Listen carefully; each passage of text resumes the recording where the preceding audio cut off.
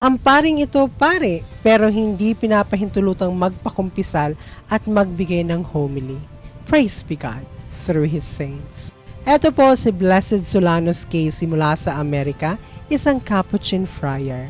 Sinasabi kasi isa sa mga dahilan kung bakit siya ay inordinahan bilang isang simplex priest na hindi pinapayagang magpakumpisal at magbigay ng homily ay dahil na rin di siya ganun kagaling sa academics. Parang same issue kay Saint John Marie Vianney.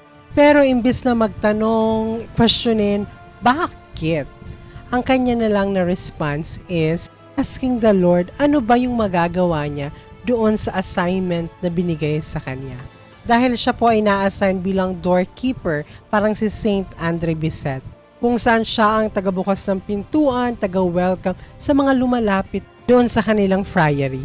Marami nga ang dumudulog lumalapit sa kanya ng mga mahihirap, mga may sakit, and they are asking for prayers. At marami ang nagpapatotoo na maraming mga himala or miracles or mga panalangin ang natutupad sa pamamagitan ng panalangin ng paring ito.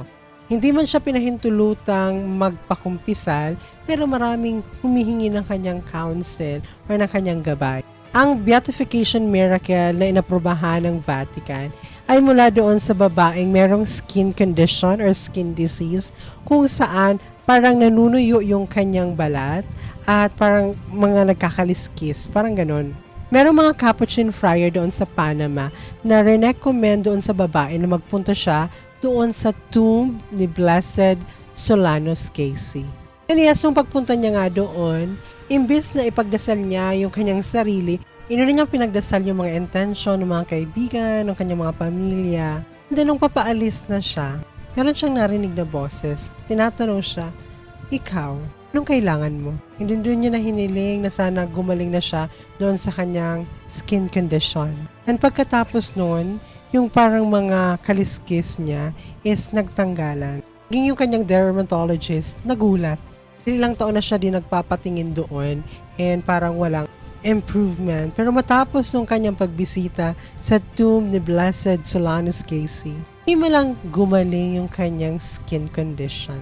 Isa lamang patunay ang buhay ni Father Solanus na walang maliit na bagay, lalong-lalo na kung ang ating ginagawa ay para sa Diyos at punong-puno ng pagmamahal.